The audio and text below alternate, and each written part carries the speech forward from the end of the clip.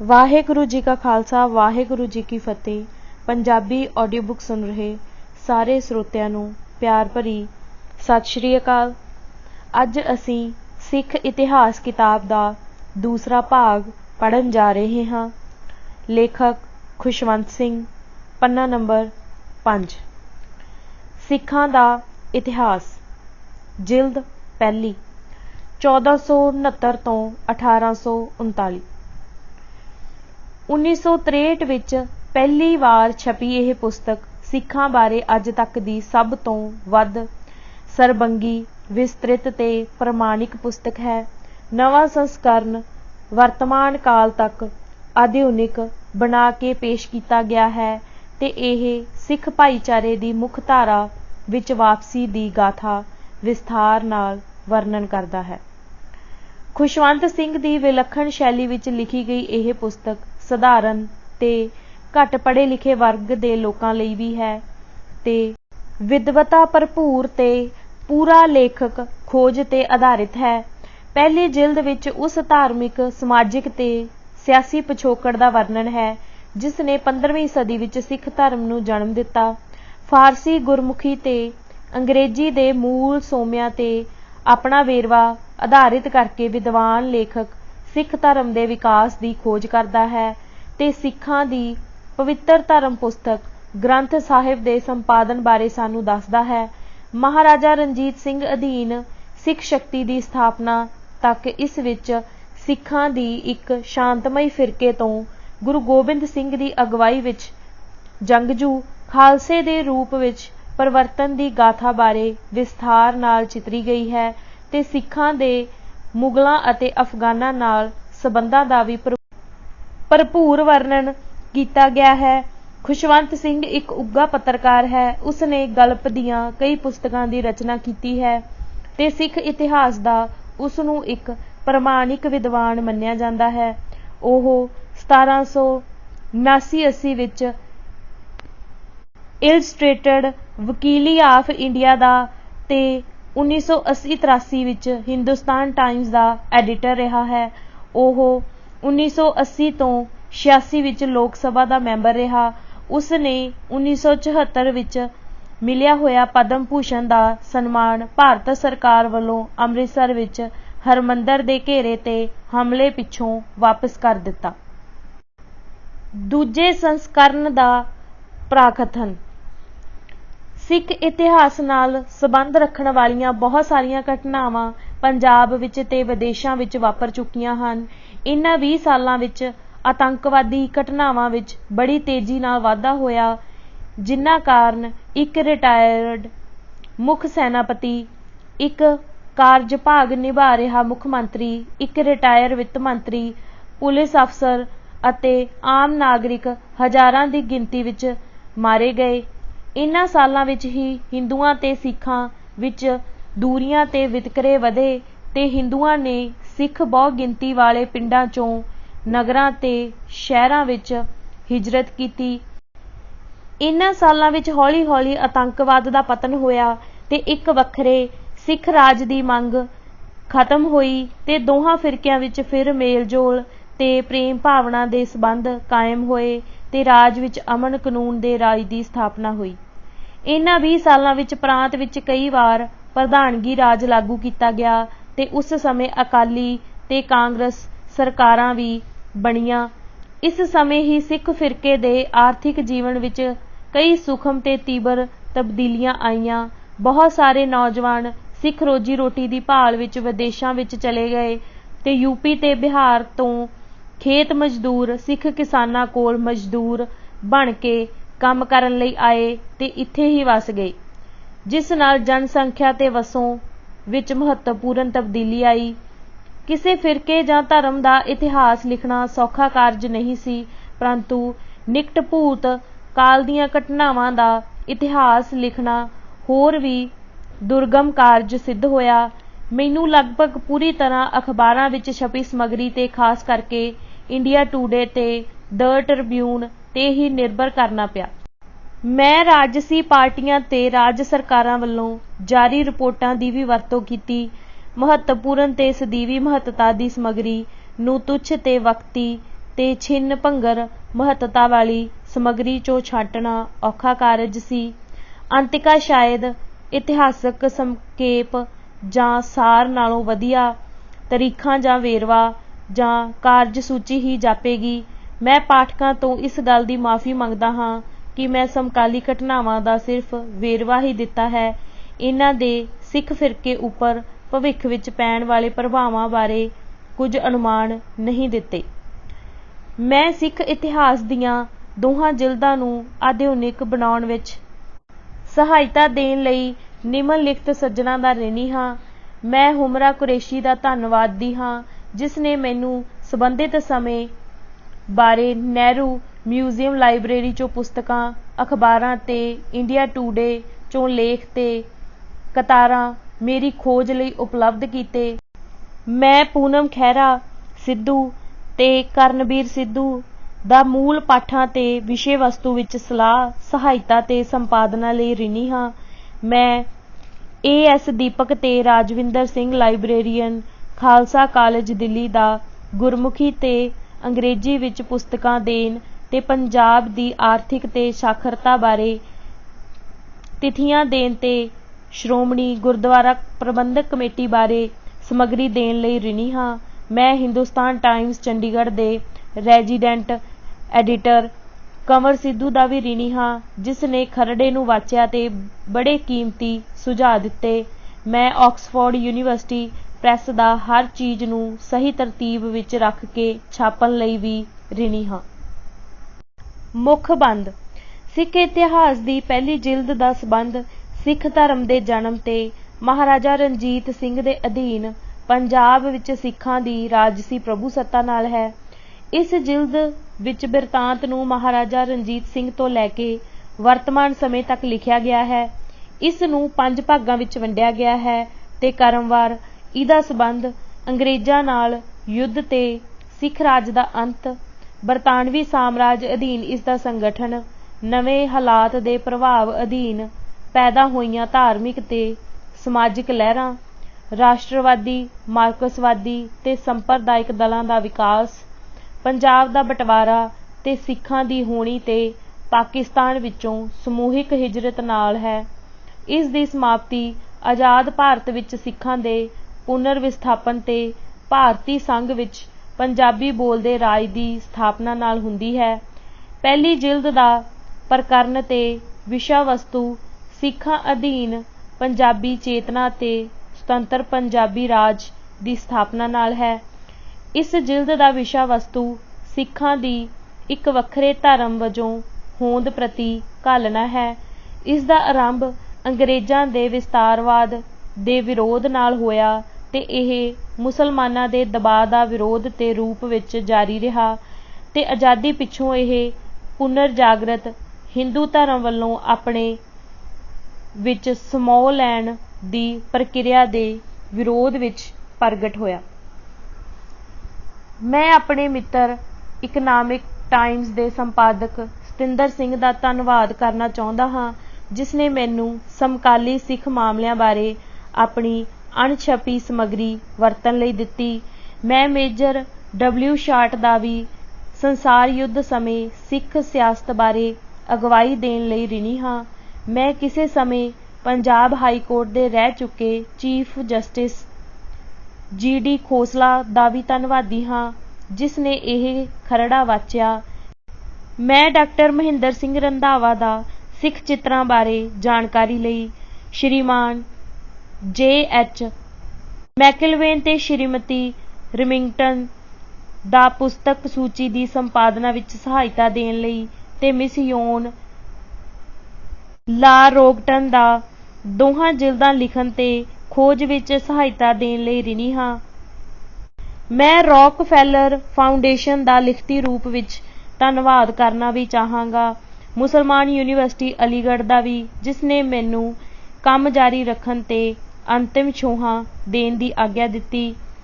ਸੋਧੇ ਹੋਏ ਪੇਪਰਬੈਕ ਸੰਸਕਰਣ ਲਈ ਮੈਂ ਇਕਨਾਮਿਕ ਟਾਈਮਜ਼ ਦੇ ਸਤਿੰਦਰ ਸਿੰਘ ਤੇ ਕੌਮੀ ਏਕਤਾ ਦੇ ਸੰਪਾਦਕ ਰਜਿੰਦਰ ਸਿੰਘ ਭਾਟੀਆ ਦਾ ਰਿਣੀ ਹਾਂ। ਭਾਗ ਪਹਿਲਾ। ਸਿੱਖ ਰਾਜ ਦਾ ਪਤਨ। ਜਦੋਂ ਮਹਾਰਾਜਾ ਰਣਜੀਤ ਸਿੰਘ ਨੂੰ ਭਾਰਤ ਦਾ ਨਕਸ਼ਾ ਵਿਖਾਇਆ ਗਿਆ ਤਾਂ ਉਸਨੇ ਪੁੱਛਿਆ, ਲਾਲ ਰੰਗ ਕੀ ਦਰਸਾਉਂਦਾ ਹੈ? ਨਕਸ਼ਾ ਨਵੀਸ ਨੇ ਉੱਤਰ ਦਿੱਤਾ, ਬਾਦਸ਼ਾਹ ਸਲਾਮਤ, ਲਾਲ ਰੰਗ ਅੰਗਰੇਜ਼ੀ ਕਬਜ਼ੇ ਅਧੀਨ ਇਲਾਕਿਆਂ ਨੂੰ ਦਰਸਾਉਂਦਾ ਹੈ।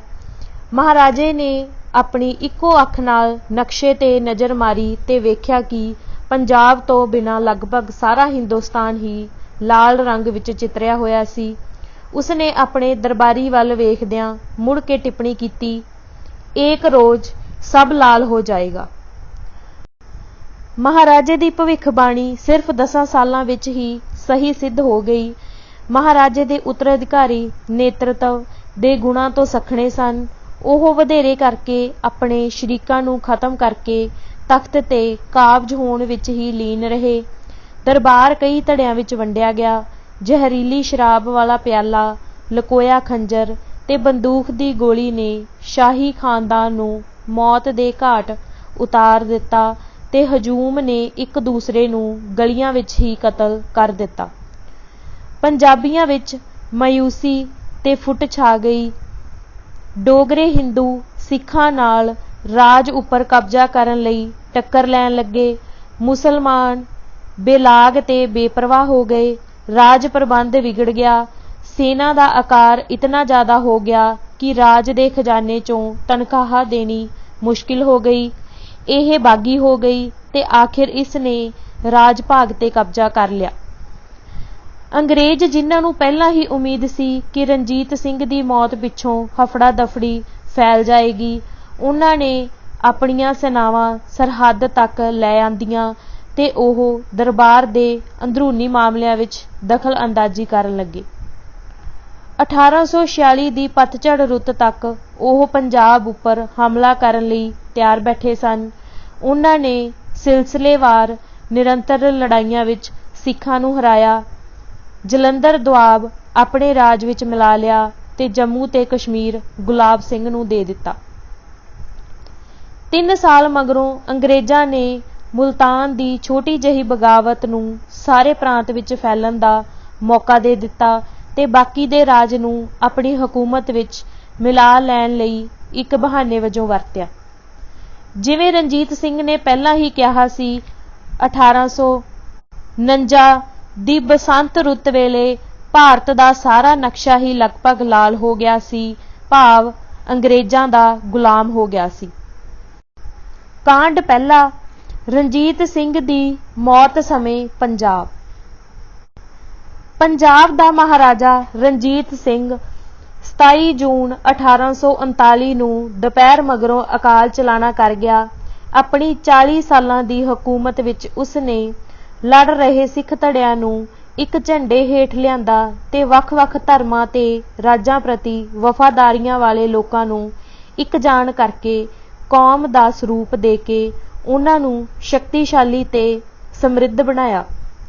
ਉਸ ਅਧੀਨ ਹਿੰਦੂਆਂ ਤੇ ਮੁਸਲਮਾਨਾਂ ਨੂੰ ਇੱਕ ਦੂਸਰੇ ਦੇ ਨਜ਼ਦੀਕ ਲਿਆਉਣ ਦਾ ਤੇ ਗੁਰੂ ਗੋਬਿੰਦ ਸਿੰਘ ਦਾ ਇੱਕ ਜੰਗਜੂ ਭਾਈਚਾਰੇ ਦਾ ਨਿਰਮਾਣ ਕਰਨ ਦਾ ਉਦੇਸ਼ ਸਾਕਾਰ ਹੋ ਗਿਆ। ਪੰਜਾਬ ਹੁਣ ਵਿਦੇਸ਼ੀ ਸੈਨਾਵਾਂ ਦਾ ਹਿੰਦੁਸਤਾਨ ਉੱਪਰ ਪ੍ਰਭੂਤਾ ਦੀ ਲੜਾਈ ਦਾ ਅਖਾੜਾ ਨਹੀਂ ਸੀ।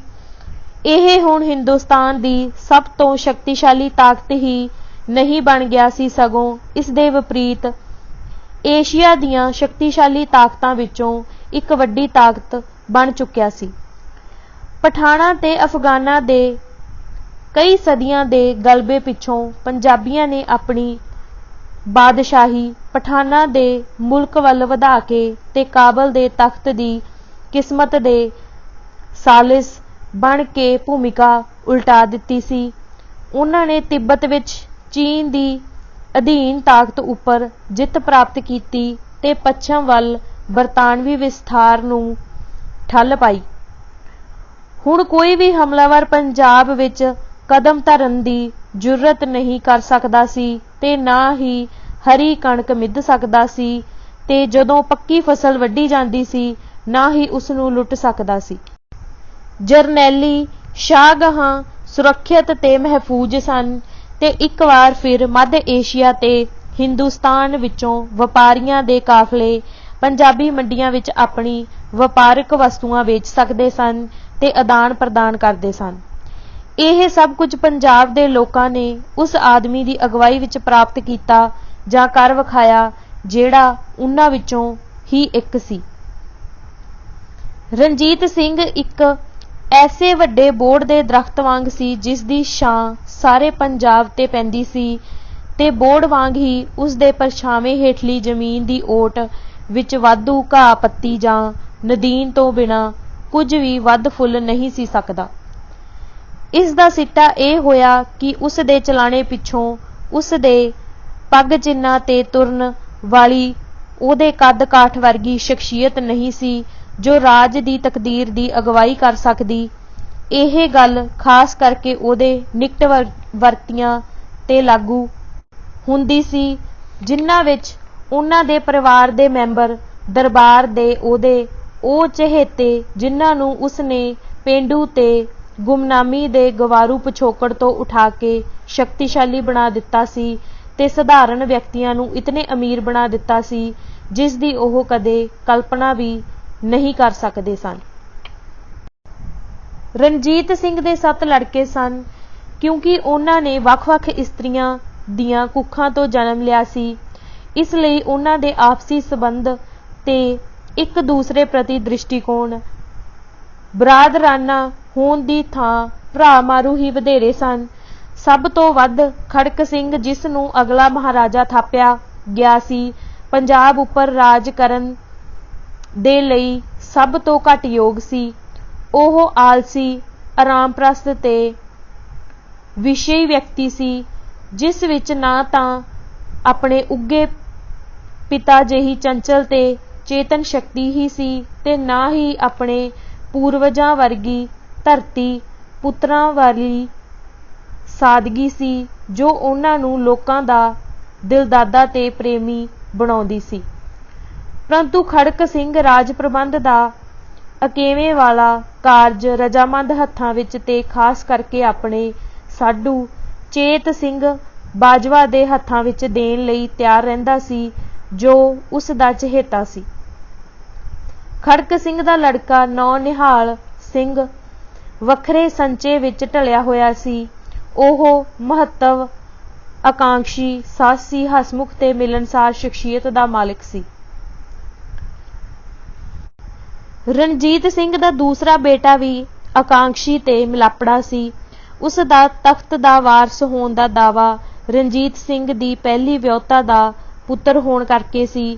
ਖੜਕ ਸਿੰਘ ਇਸ ਗੱਲ ਦਾ ਖੰਡਨ ਕਰਦਾ ਸੀ ਤੇ ਉਹ ਇਹ ਦਾਅਵਾ ਵੀ ਕਰਦਾ ਸੀ ਕਿ ਉਹ ਇਕੱਲਾ ਹੀ ਰਣਜੀਤ ਸਿੰਘ ਦਾ ਜਾਇਜ਼ ਪੁੱਤਰ ਸੀ ਤੇ ਬਾਕੀ ਸਭ ਸ਼ੇਰ ਸਿੰਘ, ਤਾਰਾ ਸਿੰਘ, ਕਸ਼ਮੀਰਾ ਸਿੰਘ, ਪਿਸ਼ੌਰਾ ਸਿੰਘ, ਮੁਲਤਾਨਾ ਸਿੰਘ ਤੇ ਦਲੀਪ ਸਿੰਘ ਦੀ ਵਲਦੀਅਤ ਸੰਦੇਹਪੂਰਨ ਸੀ।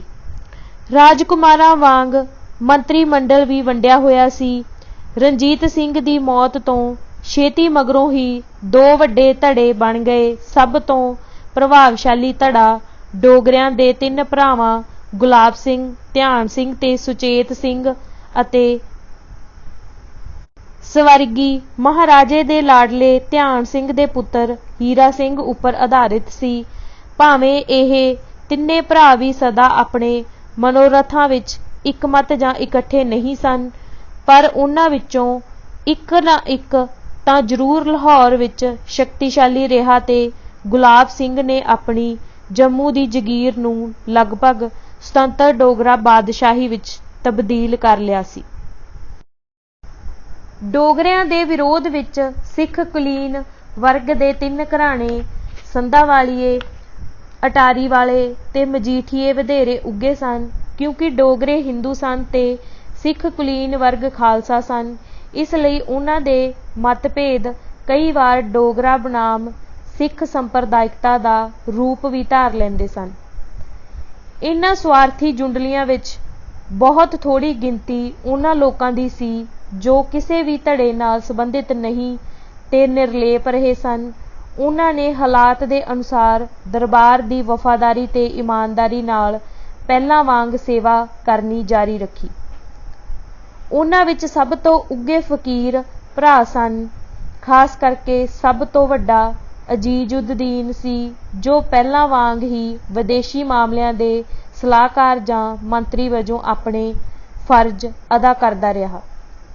ਫਿਰ ਕਸ਼ਮੀਰੀ ਬ੍ਰਾਹਮਣ ਦੀਨਾਨਾਥ ਦਾ ਸ਼ੁਮਾਰ ਹੁੰਦਾ ਸੀ, ਜੋ ਮਾਲ ਵਿਭਾਗ ਤੇ ਆਰਥਿਕ ਵਿਭਾਗਾਂ ਦੇ ਕੰਮਕਾਜ ਦਾ ਪ੍ਰਬੰਧ ਕਰਦਾ ਸੀ।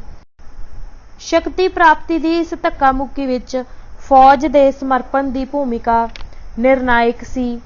ਵਿਰੋਧੀ ਧੜੇ ਸੈਨਿਕਾਂ ਨੂੰ ਆਪਣੇ ਵੱਲ ਕਰਨ ਲਈ ਵਧੇਰੇ ਤਨਖਾਹਾਂ ਤੇ ਸੁਗਾਤਾਂ ਦੀ ਪੇਸ਼ਕਸ਼ ਕਰਦੇ ਜਾਂ ਲਾਲਚ ਦਿੰਦੇ ਤੇ ਉਹਨਾਂ ਦੀ ਦੇਸ਼ ਭਗਤੀ ਦੀ ਭਾਵਨਾ ਦਾ ਵਾਸਤਾ ਪਾਉਂਦੇ ਬੇਨਤੀ ਕਰਦੇ। ਫੌਜ ਵਿੱਚ ਅਨੁਸ਼ਾਸਨਹੀਣਤਾ ਦੇ ਬੀਜ ਤਾਂ ਰਣਜੀਤ ਸਿੰਘ ਦੇ ਸਮੇਂ 1822 ਈਸਵੀ ਵਿੱਚ ਬੀਜੇ ਗਏ ਸਨ, ਜਦੋਂ ਉਹਨਾਂ ਨੇ ਸੈਨਾ ਦਾ ਵਿਸਥਾਰ ਕਰਕੇ ਇਸ ਦਾ ਆਧੁਨਿਕੀਕਰਨ ਕੀਤਾ ਸੀ। ਉਸ ਸਮੇਂ ਤੱਕ ਉਸ ਨੇ ਸਭ ਜਿੱਤਾਂ ਪ੍ਰਾਪਤ ਕਰ ਲਈਆਂ ਸਨ। ਮਗਰਲੀਆਂ ਫੌਜੀ ਮੁਹਿੰਮਾਂ ਨਾਲ ਨਾ ਤਾਂ ਉਸ ਨੂੰ ਹੋਰ ਲਾਭਕਾਰੀ ਇਲਾਕੇ ਮਿਲੇ ਤੇ ਨਾ ਹੀ ਵਧੀ ਹੋਈ ਫੌਜ ਦੇ ਖਰਚੇ ਪੂਰੇ ਕਰਨ ਲਈ ਲੁੱਟ ਮਾਰ ਦਾ ਮਾਲ ਹੱਥ ਆਇਆ। ਸਿੱਟਾ ਇਹ ਹੋਇਆ ਕਿ ਫੌਜੀਆਂ ਦੀਆਂ ਤਨਖਾਹਾਂ ਦੇ ਬਕਾਏ ਰਹਿ ਜਾਂਦੇ ਤੇ ਕਈ ਫੌਜੀ ਟੁਕੜੀਆਂ ਤਾਂ 2-2 ਸਾਲ ਬਿਨਾਂ ਤਨਖਾਹਾਂ ਤੋਂ ਰਹਿੰਦੀਆਂ। ਰਣਜੀਤ ਸਿੰਘ ਦੀ ਮੌਤ ਪਿੱਛੋਂ ਜਦ ਰਾਜ ਪ੍ਰਬੰਧ ਦੀ ਸਥਿਤੀ ਵਿੱਚ ਨਿਘਾਰ ਆ ਗਿਆ ਤਾਂ ਸੂਬਿਆਂ ਦੇ ਗਵਰਨਰ ਮਾਮਲੇ ਭੇਜਣ ਵਿੱਚ ਆਲਸੀ ਤੇ ਢਿੱਲੜ ਹੋ ਗਏ ਤੇ ਫੌਜ ਨੂੰ ਆਪਣਾ ਪ੍ਰਬੰਧ ਆਪ ਹੀ ਕਰਨਾ ਪੈਂਦਾ। ਉਹਨਾਂ ਵਿੱਚ ਸ਼ਹਿਰੀਆਂ ਨੂੰ ਲੁੱਟਣ ਦੀ ਪੁੱਠੀ ਆਦਤ ਵਹਿਬਤ ਪੈਦਾ ਹੋ ਗਈ ਸੀ ਤੇ ਉਹ ਆਪਣੀ ਸੇਵਾ ਵੱਧ ਤਨਖਾਹ ਦੀ ਬੋਲੀ ਦੇਣ ਵਾਲੇ ਦੇ ਹਵਾਲੇ ਕਰ ਦਿੰਦੇ। ਉਹਨਾਂ ਨੇ ਆਪਣੇ ਅਫਸਰਾਂ ਦਾ ਹੁਕਮ ਮੰਨਣ ਤੋਂ ਇਨਕਾਰ ਕਰ ਦਿੱਤਾ। ਅਫਸਰਾਂ ਦੀ ਸੁਤੰਤਰ ਆਮਦਨੀ ਦੇ ਸਾਧਨ ਸਨ ਤੇ ਉਹਨਾਂ ਦੇ ਆਪਣੇ ਸੈਨਿਕਾਂ ਨਾਲ ਕੋਈ ਸਾਂਝੇ ਆਰਥਿਕ ਤੇ ਮਾਲੀ ਹਿੱਤ ਨਹੀਂ ਹੁੰਦੇ ਸਨ। ਜਿਹੜੇ ਅਧਿਕਾਰੀ ਉਹਨਾਂ ਉੱਪਰ ਆਪਣਾ ਅਧਿਕਾਰ ਜਤਾਉਣ ਦਾ ਯਤਨ ਕਰਦੇ, ਉਹਨਾਂ ਨਾਲ ਉਹ ਹੱਥੋਂ ਪਾਈ ਵੀ ਹੋ ਜਾਂਦੇ ਤੇ ਕਈ ਵਾਰ ਕਤਲ ਕਰ ਦਿੱਤੇ ਜਾਂਦੇ। ਸਿਪਾਹੀਆਂ ਨੇ ਆਪਣੀਆਂ ਤਨਖਾਹਾਂ ਤੇ ਨੌਕਰੀਆਂ ਦੀਆਂ ਸ਼ਰਤਾਂ ਦੀ ਬਿਹਤਰੀ ਬਾਰੇ ਗੱਲਬਾਤ ਕਰਨ ਲਈ ਪੰਚਾਂ ਦੀ ਚੋਣ ਕਰਨੀ ਸ਼ੁਰੂ ਕਰ ਦਿੱਤੀ। ਉਹ ਬਿਨਾਂ ਆਗਿਆ ਹੀ ਆਪਣੀ ਪਲਟਨ ਚੋਂ ਪਰਿਵਾਰਕ ਸਮਾਗਮਾਂ ਤੇ ਜਾਂ ਆਪਣੇ ਭਰਾਵਾਂ ਨਾਲ ਫਸਲ ਦੀ ਸਾਂਭ ਸੰਭਾਈ ਲਈ ਚਲੇ ਜਾਂਦੇ। ਸੈਨਿਕਾਂ ਦੇ ਇਸ ਬਾਗੀਆਨਾ ਵਤੀਰੇ ਦਾ ਸਭ ਤੋਂ ਮਾੜਾ ਅਸਰ ਤਾਂ ਵਿਦੇਸ਼ੀ ਅਫਸਰਾਂ ਤੇ ਹੋਇਆ, ਜੋ ਘਬਰਾ ਗਏ। ਬਹੁਤ ਸਾਰੇ ਦਰਬਾਰ ਦੀ ਨੌਕਰੀ ਛੱਡ ਕੇ ਚਲੇ ਗਏ। ਜੋ ਰਹਿ ਗਏ ਉਹਨਾਂ ਨੇ ਆਪਣੇ ਰੁਪਏ ਪੈਸੇ ਤੇ ਗਹਿਣੇ ਆਦਿ ਹਿੰਦੁਸਤਾਨ ਦੀਆਂ ਬੈਂਕਾਂ ਵਿੱਚ ਭੇਜ ਦਿੱਤੇ ਤੇ ਉਹ ਬਿਨਾਂ ਝਿਜਕ ਦੇ ਬਰਤਾਨਵੀ ਜਸੂਸਾਂ ਨੂੰ ਖਬਰਾਂ ਦੀ ਜਾਣਕਾਰੀ ਦਿੰਦੇ ਰਹਿੰਦੇ। ਰਾਜ ਪ੍ਰਬੰਧ ਦੇ ਢਿੱਲੇ ਹੋਣ ਤੇ ਕੇਂਦਰੀ ਸ਼ਕਤੀ ਦੇ ਕਮਜ਼ੋਰ ਹੋ ਜਾਣ ਕਾਰਨ ਸੂਬਿਆਂ ਦੇ ਗਵਰਨਰ ਸੁਤੰਤਰ ਹਾਕਮ ਬਣਨ ਦੇ ਸੁਪਨੇ ਲੈਣ ਲੱਗੇ। ਗੁਲਾਬ ਸਿੰਘ ਡੋਗਰੇ ਨੇ ਆਪਣੀ ਹਕੂਮਤ ਦਰਬਾਰ ਦੇ ਇਲਾਕੇ ਤੇ ਕਬਜ਼ਾ ਕਰਕੇ ਵਧਾਉਣੀ ਸ਼ੁਰੂ ਕਰ ਦਿੱਤੀ।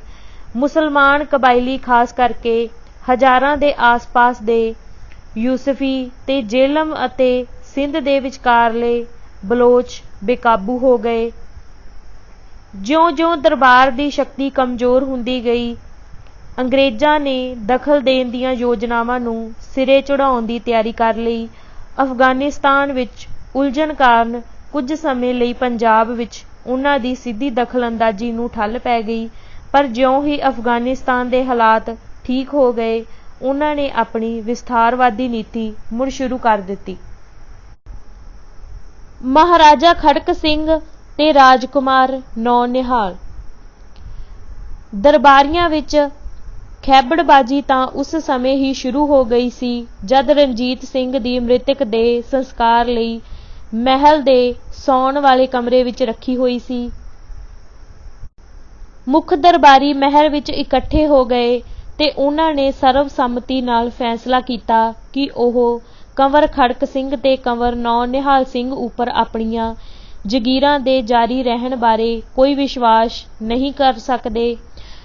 ਸੰਸਕਾਰ ਤੋਂ ਅਗਲੇ ਦਿਨ ਉਹ ਸਰਦਾਰ ਮਹਿਲ ਵਿੱਚ ਆਏ ਤੇ ਗੱਦੀ ਦੇ ਵਾਰਸ ਕੋਲ ਇੱਛਾ ਪ੍ਰਗਟਾਈ ਕਿ ਉਹ ਉਹਨਾਂ ਨੂੰ ਗ੍ਰੰਥ ਸਾਹਿਬ ਦੀ ਹਜ਼ੂਰੀ ਵਿੱਚ ਪ੍ਰਣ ਦੇਣ ਕਿ ਸਵਰਗੀ ਮਹਾਰਾਜੇ ਵੱਲੋਂ ਬਖਸ਼ੀਆਂ ਹੋਈਆਂ ਜਗੀਰਾਂ ਜਾਰੀ ਰਹਿਣਗੀਆਂ।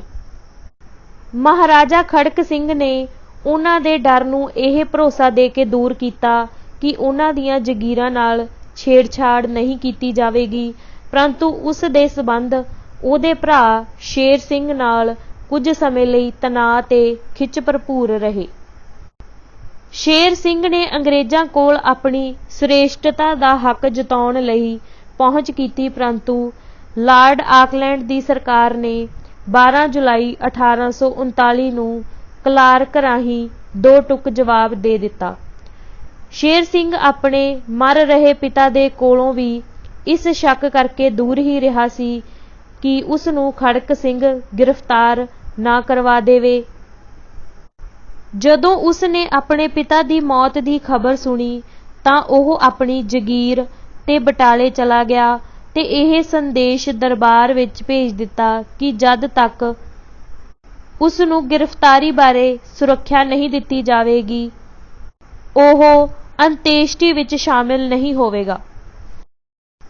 ਸ਼ੇਰ ਸਿੰਘ ਸਰਕਾਰੀ ਤੌਰ ਤੇ ਮਾਤਮ ਪੁਸ਼ਟੀ ਦੇ ਆਖਰੀ ਦਿਨ ਲਾਹੌਰ ਆਇਆ ਤੇ ਸ਼ਾਹੀ ਪਰਿਵਾਰ ਦੇ ਸਦਸਵੀਆਂ ਵਿੱਚ ਬਾਹਰੀ ਤੌਰ ਤੇ ਦਿਖਾਵੇ ਮਾਤਰ ਇਕਰੂਪਤਾ ਦਿਖਾਈ ਦੇਣ ਲੱਗੀ। ਖੜਕ ਸਿੰਘ ਨੇ ਪੰਜਾਬ ਦੇ ਮਹਾਰਾਜੇ ਵਜੋਂ ਆਪਣੇ ਪਿਤਾ ਦੀ ਗੱਦੀ ਸੰਭਾਲ ਲਈ ਤੇ ਧਿਆਨ ਸਿੰਘ ਨੂੰ ਮੁੜ ਪ੍ਰਧਾਨ ਮੰਤਰੀ ਸਥਾਪਿਤ ਕਰ ਦਿੱਤਾ ਗਿਆ। ਦਰਬਾਰ ਦੀ ਇਹ ਸਰਵ ਸੰਮਤੀ ਬਹੁਤਾ ਚਿਰ ਸਥਾਈ ਨਾ ਰਹੀ।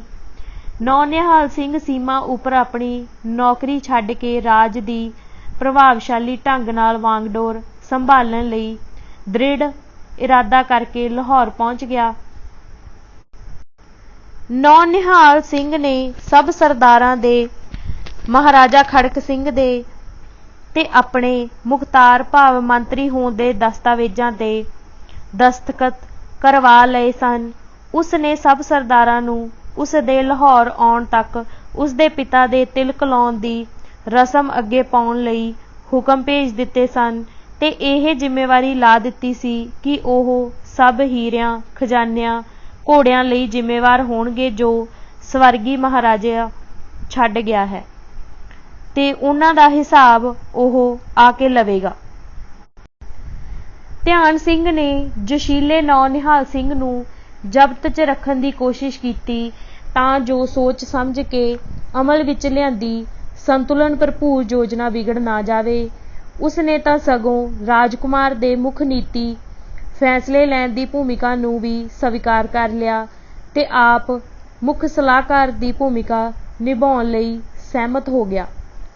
ਪਰੰਤੂ ਚੇਤ ਸਿੰਘ ਬਾਜਵਾ ਨੇ ਮਹਾਰਾਜਾ ਖੜਕ ਸਿੰਘ ਨੂੰ ਇਸ ਗੱਲ ਲਈ ਮਨਾ ਲਿਆ ਕਿ ਉਹ ਸ਼ਾਹੀ ਅਧਿਕਾਰਾਂ ਦੇ ਹੜੱਪਣ ਪ੍ਰਤੀ ਆਪਣੀ ਸਹਿਮਤੀ ਨਾ ਦੇਵੇ।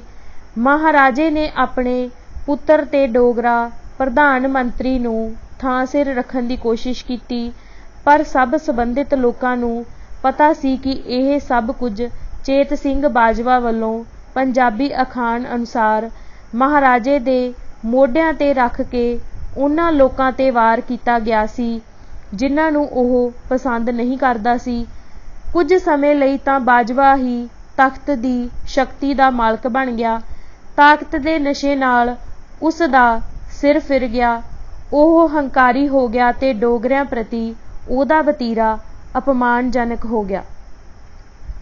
ਧਿਆਨ ਸਿੰਘ ਤੇ ਉਹਦੇ ਪੁੱਤਰਾਂ ਦਾ ਸ਼ਾਹੀ ਨਿਵਾਸ 'ਚ ਦਖਲ ਰੋਕ ਦਿੱਤਾ।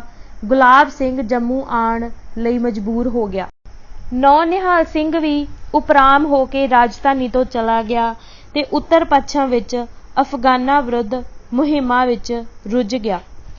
ਰਾਜਕੁਮਾਰ ਨੌਨਿਹਾਲ ਸਿੰਘ ਦੇ ਸੀਮਾ ਤੇ ਪਹੁੰਚਣ ਨਾਲ ਫੌਜ ਵਿੱਚ ਨਵਾਂ ਜੋਸ਼ ਭਰ ਗਿਆ।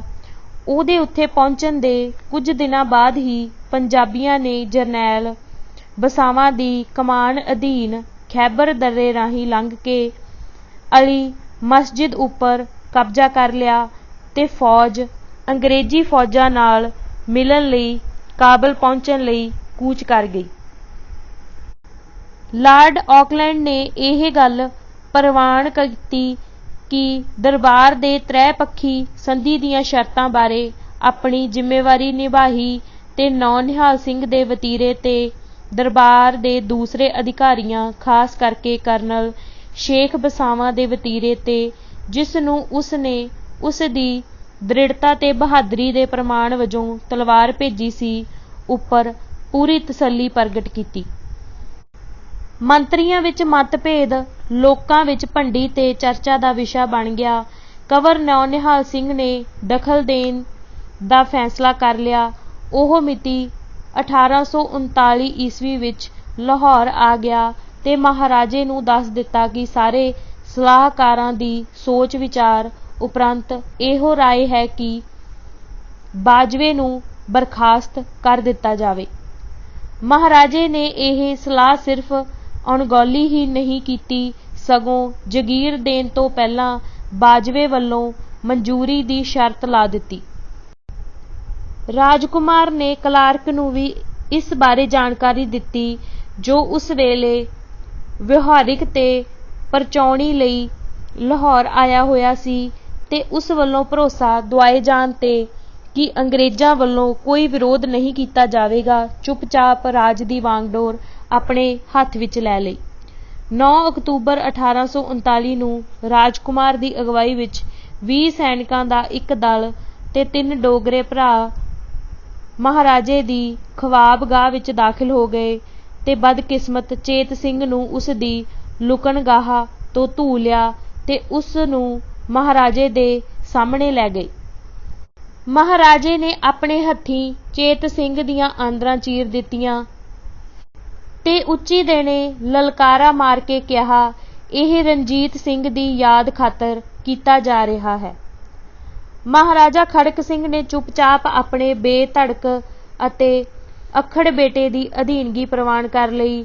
ਨੌਨਿਹਾਲ ਸਿੰਘ ਨੇ ਕਿਲੇ ਵਿਚਲੇ ਮਹਿਲ ਤੇ ਕਬਜ਼ਾ ਕਰ ਲਿਆ ਤੇ ਹਰ ਪੱਖੋਂ ਬਿਨਾਂ ਨਾਮ ਤੋਂ ਉਹ ਪੰਜਾਬ ਦਾ ਮਹਾਰਾਜਾ ਬਣ ਗਿਆ। ਉਸ ਦਾ ਵਤੀਰਾ ਖਰੂਦੀ ਤੇ ਹੁਮੜਮਤੀਏ ਦੀ ਥਾਵੇਂ ਹੁਣ ਵਾਸਤਲੀ ਮਰਿਆਦਾ ਅਨੁਸਾਰ ਹੋ ਗਿਆ। ਉਸ ਨੇ ਸਭ ਰਸਮੀ ਕਾਰਜ ਆਪਣੇ ਪਿਤਾ ਦੇ ਅਧਿਕਾਰ ਵਿੱਚ ਰਹਿਣ ਦਿੱਤੇ, ਜਦੋਂ ਕਿ ਸਾਰੇ ਪ੍ਰਬੰਧਕੀ ਕਾਰਜ ਉਸ ਨੇ ਆਪਣੇ ਹੱਥਾਂ ਵਿੱਚ ਲੈ ਲਏ। ਉਸ ਨੇ ਸਾਰੇ ਮੰਤਰੀਆਂ, ਪ੍ਰਾਂਤਾਂ ਤੇ ਗਵਰਨਰਾਂ ਤੇ ਜਰਨੈਲਾਂ ਨੂੰ, ਜਿਹੜੇ ਬਿਮਾਰ ਰਣਜੀਤ ਸਿੰਘ ਤੇ ਉਤਸ਼ਾਹਹੀਣ ਖੜਕ ਸਿੰਘ ਦੇ ਰਾਜ ਸਮੇਂ ਆਪਣੀ ਮਰਜ਼ੀ ਨਾਲ ਰਾਜ ਕਰਨ ਦੇ ਆਦੀ ਹੋ ਗਏ ਸਨ, ਦੱਸ ਦਿੱਤਾ ਕਿ ਉਹ ਨਿੱਜੀ ਤੌਰ ਤੇ ਬੜੇ ਪ੍ਰਭਾਵਸ਼ਾਲੀ ਢੰਗ ਨਾਲ ਹਕੂਮਤ ਕਰਨ ਦਾ ਇਰਾਦਾ ਰੱਖਦਾ ਸੀ। ਉਹ ਛੇਤੀ ਹੀ ਰਾਜਕੁਮਾਰ ਦੀ ਸਖਤ ਤੇ ਮਜ਼ਬੂਤ ਹਕੂਮਤ ਤੋਂ ਚਿੜ ਗਏ, ਪਰੰਤੂ ਰਾਜਕੁਮਾਰ ਨੇ ਆਪਣੇ ਸਲਾਹਕਾਰਾਂ ਦੀ ਸਲਾਹ ਦੇ ਉਲਟ ਅਫਗਾਨਿਸਤਾਨ ਤੋਂ ਮੁੜ ਰਹੀਆਂ ਬਰਤਾਨਵੀ ਫੌਜਾਂ ਨੂੰ ਪੰਜਾਬ ਰਾਹੀਂ ਲੰਘਣ ਦੀ ਆਗਿਆ ਦੇ ਕੇ ਅੰਗਰੇਜ਼ਾਂ ਦਾ ਸਮਰਥਨ ਪ੍ਰਾਪਤ ਕਰ ਲਿਆ। ਬਰਤਾਨਵੀ ਸਰਕਾਰ ਨੇ 1809 ਦੀ ਲਾਹੌਰ ਸੰਧੀ ਦੀਆਂ ਧਾਰਾਵਾਂ ਦਾ ਸਤਿਕਾਰ ਨਾ ਕੀਤਾ ਤੇ ਫਿਰ ਦਰਬਾਰ ਤੇ ਦਬਾਅ ਪਾਇਆ ਕਿ ਉਸ ਨੂੰ ਕਾਬਲ ਵਿੱਚ ਕੁਮਕ ਭੇਜਣ ਲਈ ਪੰਜਾਬ ਵਿੱਚੋਂ ਰਸਤਾ ਦਿੱਤਾ ਜਾਵੇ। ਨੌਨਿਹਾਲ ਸਿੰਘ ਨੂੰ ਹੁਣ ਅੰਗਰੇਜ਼ਾਂ ਉੱਪਰ ਨਿਰਭਰ ਰਹਿਣ ਦੀ ਗਲਤੀ ਦਾ ਅਹਿਸਾਸ ਹੋ ਗਿਆ ਸੀ। ਕਿਹਾ ਜਾਂਦਾ ਹੈ ਕਿ ਉਸ ਨੇ ਅਮੀਰ ਦੋਸਤ ਮੁਹੰਮਦ ਨਾਲ ਵੀ ਸੰਧੀ ਕਰਨ ਲਈ ਗੱਲਬਾਤ ਸ਼ੁਰੂ ਕੀਤੀ। ਉਸ ਨੇ ਫਿਰੋਜ਼ਪੁਰ ਤੋਂ, ਜਿਸ ਦੀ ਅੰਗਰੇਜ਼ਾਂ ਨੇ ਬੜੀ ਮਜ਼ਬੂਤ ਕਿਲਾਬੰਦੀ ਕੀਤੀ ਹੋਈ ਸੀ, ਹਮਲਾ ਕਰਨ ਦੀ ਸੂਰਤ ਵਿੱਚ ਕਸੂਰ ਵਿੱਚ ਰੱਖਿਆਤਮਕ ਕਿਲੇਬੰਦੀ ਕਰਨ ਦੇ ਆਦੇਸ਼ ਦਿੱਤੇ। ਅੰਗਰੇਜ਼ਾਂ ਦੇ ਵਿਰੋਧ ਦੇ ਬਾਵਜੂਦ ਗੋਰਖਾ ਜਰਨੈਲ ਮਤਾਬਰ ਸਿੰਘ ਨੂੰ ਲਾਹੌਰ ਵਿੱਚ ਰਹਿਣ ਦੀ ਆਗਿਆ ਦੇ ਦਿੱਤੀ ਗਈ। ਦਰਬਾਰ ਇਸ ਗੱਲੋਂ ਵੀ ਦੁਖੀ ਸੀ ਕਿ ਕਰਨਲ ਵੇਡ ਨੌਨਿਹਾਲ ਨੂੰ ਲਾਹੌਰ ਦਾ ਅਸਲੀ ਹਾਕਮ ਮੰਨਣ ਨੂੰ ਤਿਆਰ ਨਹੀਂ ਸੀ। ਇਹ ਗੱਲ ਕਾਬਲ ਤੋਂ ਵਾਪਸ ਆ ਰਹੀ ਅੰਗਰੇਜ਼ ਫੌਜ ਦੇ ਸੈਨਾਪਤੀ ਸਰ ਜੌਨ ਕੀਨ ਨੂੰ ਦੱਸ ਦਿੱਤੀ ਗਈ ਸੀ। ਕੁਝ ਹਫ਼ਤੇ ਪਿੱਛੋਂ ਜਦੋਂ ਕਰਨਲ ਵੇਡ ਆਪ ਲਾਹੌਰ ਵਿੱਚੋਂ ਲੰਘਿਆ ਤਾਂ ਉਸ ਨੂੰ ਮਹਾਰਾਜਾ ਖੜਕ ਸਿੰਘ ਨਾਲ ਮਿਲਣ ਦੀ ਆਗਿਆ ਨਾ ਦਿੱਤੀ ਗਈ। ਗਵਰਨਰ ਜਨਰਲ ਨੇ ਮਹਿਸੂਸ ਕੀਤਾ ਕਿ ਕਰਨਲ ਵੇਡ ਦਰਬਾਰ ਲਈ ਅਣਇੱਛਤ ਵਿਅਕਤੀ ਸੀ ਤੇ ਉਹਦੀ ਥਾਂ ਅਪ੍ਰੈਲ 1840 ਵਿੱਚ ਕਲਾਰਕ ਨੂੰ ਕਾਰਜਭਾਗ ਸੰਭਾਲਣ ਲਈ ਦੇ ਦਿੱਤਾ ਗਿਆ। ਦੋ ਕੁ ਮਹੀਨਿਆਂ ਵਿੱਚ ਹੀ ਪੰਜਾਬ ਦੇ ਲੋਕਾਂ ਨੇ ਮਹਿਸੂਸ ਕਰ ਲਿਆ ਸੀ ਜਿਵੇਂ ਰਣਜੀਤ ਸਿੰਘ ਦੀ ਰੂਹ ਨੌ-ਨਿਹਾਲ ਦੇ ਰੂਪ ਵਿੱਚ ਪੁਨਰ ਸਿਰਜੀਤ ਹੋ ਗਈ ਸੀ। ਨੌ-ਨਿਹਾਲ ਸਿੰਘ ਦੀਆਂ ਮੁਸੀਬਤਾਂ ਦਾ ਕਾਰਨ ਡੋਗਰੇ ਬਣੇ। ਮਈ 1840 ਦੇ ਸ਼ੁਰੂ ਵਿੱਚ ਹੀ ਜਰਨੈਲ ਜ਼ੋਰਾਵਰ ਸਿੰਘ ਨੇ ਇਸ ਕਰੂਰ ਤੋਂ ਸੂਚਨਾ ਭੇਜੀ ਕਿ ਲੋਕਾਂ ਵਿੱਚ ਆਪਣੇ ਹਾਕਮ ਅਹਿਮਦ ਸ਼ਾਹ ਪ੍ਰਤੀ ਅਸੰਤੋਸ਼ ਵੇਖ ਕੇ ਉਸ ਨੇ ਦਖਲ ਦੇ ਕੇ ਉਹਦੇ ਪੁੱਤਰ ਮੁਹੰਮਦ ਸ਼ਾਹ ਨੂੰ ਤਖਤ ਤੇ ਬਿਠਾ ਦਿੱਤਾ ਸੀ ਤੇ ਆਪਣਾ ਅਧਿਕਾਰ ਮਜ਼ਬੂਤੀ ਨਾਲ ਕਾਇਮ ਕਰ ਲਿਆ ਸੀ। ਨੌ-ਨਿਹਾਲ ਸਿੰਘ ਨੇ ਉਸ ਇਲਾਕੇ ਉੱਪਰ ਅਧਿਕਾਰ ਨੂੰ ਤਾਂ ਪ੍ਰਵਾਨਗੀ ਦੇ ਦਿੱਤੀ, ਪਰ ਉਹਦੀ ਇੱਛਾ ਬਿਲਕੁਲ ਨਹੀਂ ਸੀ ਕਿ ਡੋਗਰੇ ਲਘੂ ਤਿੱਬਤ ਵਿੱਚ ਬਾਦਸ਼ਾਹਗਰ ਬਣ ਜਾਣ। ਇਸ ਲਈ ਉਸ ਨੇ ਇਹ ਹੁਕਮ ਜਾਰੀ ਕਰ ਦਿੱਤਾ ਕਿ ਅਹਿਮਦ ਸ਼ਾਹ ਨੂੰ ਖਿਰਾਜ ਦੇਣ ਦੀ ਸ਼ਰਤ ਤੇ ਗੱਦੀ ਤੇ ਪੁਨਰ ਸਥਾਪਿਤ ਕਰ ਦਿੱਤਾ ਜਾਵੇ। ਜ਼ੋਰਾਵਰ ਸਿੰਘ ਨੇ ਆਪਣੇ ਅਧਿਰਾਜ ਗੁਲਾਬ ਸਿੰਘ ਡੋਗਰੇ ਨਾਲ ਸੰਪਰਕ ਕੀਤਾ ਤੇ ਦੋਵੇਂ ਰਾਜਕੁਮਾਰ ਦੀ ਹੁਕਮ ਅਦੂਲੀ ਕੀਤੇ ਬਿਨਾਂ ਹੀ ਛਲ ਕਰਨ ਦੇ ਢੰਗ ਸੋਚਣ ਲੱਗੇ। ਰਾਜਕੁਮਾਰ ਨੂੰ ਮਹਿਸੂਸ ਹੋਇਆ ਕਿ ਡੋਗਰੇ ਬੇਜਾ ਤੇ ਗੈਰ ਮੁਨਾਸਿਬ ਤੌਰ ਤੇ ਅਧਿਕ ਸ਼ਕਤੀਸ਼ਾਲੀ ਹੋ ਗਏ ਸਨ। ਉਹਨਾਂ ਦੀ ਬਹੁਤੀ ਅਧਿਕ ਦੌਲਤ ਲੂਣ ਦੀਆਂ ਖਾਣਾਂ ਦੇ ਸ਼ੋਸ਼ਣ ਕਰਕੇ ਸੀ, ਜਿਸ ਤੇ ਉਹਨਾਂ ਦੀ ਅਜਾਰੇਦਾਰੀ ਸੀ। ਰਾਜਕੁਮਾਰ ਉਹਨਾਂ ਦੀ ਅਜਾਰੇਦਾਰੀ ਸਮਾਪਤ ਕਰਨ ਦਾ ਇੱਛੁਕ ਸੀ ਤਾਂ ਜੋ ਲੋਕਾਂ ਨੂੰ ਲੂਣ ਸਸਤਾ ਮਿਲ ਸਕੇ। ਇਸ ਪਾਸੇ ਉਹਦੇ ਕੋਈ ਕਦਮ ਉਠਾਉਣ ਤੋਂ ਪਹਿਲਾਂ ਹੀ ਗੁਲਾਬ ਸਿੰਘ ਨੇ ਆਪਣੇ ਗੁਆਂਢੀ ਮੰਡੀ ਦੇ ਰਾਜੇ ਨੂੰ ਦਰਬਾਰ ਦੇ ਵਿਰੁੱਧ ਵਿਦਰੋਹ ਕਰਨ ਲਈ ਭੜਕਾਇਆ।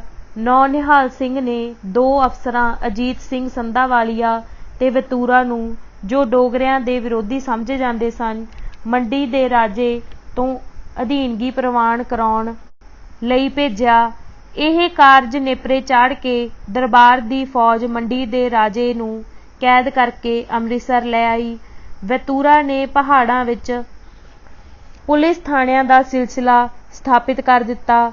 ਨੌ-ਨਿਹਾਲ ਸਿੰਘ ਦੀ ਹਦਾਇਤ ਅਨੁਸਾਰ ਰਜਵਾੜਿਆਂ ਵੱਲੋਂ ਲਾਏ ਗਏ ਮਨਮਰਜ਼ੀ ਦੇ ਕਰ ਖਤਮ ਕਰ ਦਿੱਤੇ ਗਏ ਤੇ ਪਹਾੜੀ ਤਬਕਿਆਂ ਦੇ ਗਰੀਬ ਲੋਕਾਂ ਵਿੱਚ ਬੱਚਿਆਂ ਤੇ ਤੀਵੀਆਂ ਨੂੰ ਮੁੱਲ ਵੇਚਣ ਦੇ ਰਿਵਾਜ ਤੇ ਪਾਬੰਦੀ ਲਾ ਦਿੱਤੀ। ਵਤੂਰਾ ਦੀ ਮੁਹਿੰਮ ਨਾਲ ਕੁਝ ਸਮੇਂ ਲਈ ਪਹਾੜੀ ਲੋਕਾਂ ਨੂੰ ਅਧੀਨ ਕਰਨ ਵਿੱਚ ਸਫਲਤਾ ਮਿਲ ਗਈ। 1840 ਦੀਆਂ ਗਰਮੀਆਂ ਵਿੱਚ ਲਾਹੌਰ ਦੇ ਕਿਲੇ ਚੋਂ ਤੋਪਾਂ ਦੇ ਗੋਲੇ ਡੋਗਰਿਆਂ ਦੇ ਸਮਰਥਕ ਪਹਾੜੀ ਲੋਕਾਂ ਉੱਪਰ ਜਿੱਤ ਦੀ ਖੁਸ਼ੀ ਵਿੱਚ ਦਾਗੇ ਜਾਂਦੇ ਰਹੇ। ਅੰਗਰੇਜ਼ਾਂ ਨਾਲ ਸਬੰਧ ਮੈਤਰੀਪੂਰਨ ਸਨ। ਅਫਗਾਨਾਂ ਦੀ ਬਹੁਤੀ ਤਾਕਤ ਨਹੀਂ ਸੀ। ਮੁਲਕ ਵਿੱਚ ਸ਼ਾਂਤੀ ਸੀ। ਲੋਕਾਂ ਨੂੰ ਮਹਿਸੂਸ ਹੋਣ ਲੱਗਾ ਕਿ ਪੁਰਾਣੇ ਸ਼ਾਨਾ ਮੱਤੇ ਦਿਨ ਵਾਪਸ ਆ ਗਏ ਹਨ, ਪਰੰਤੂ ਗਰਮੀ ਰੁੱਤ ਦੀਆਂ ਜਿੱਤਾਂ ਝਿਲਮਿਲਾਉਂਦੀ ਬੱਤੀ ਦੀ ਬੁਝਣ ਤੋਂ ਪਹਿਲਾਂ ਹੀ ਆਖਰੀ ਫੜਫੜਾਹਟ ਸਨ।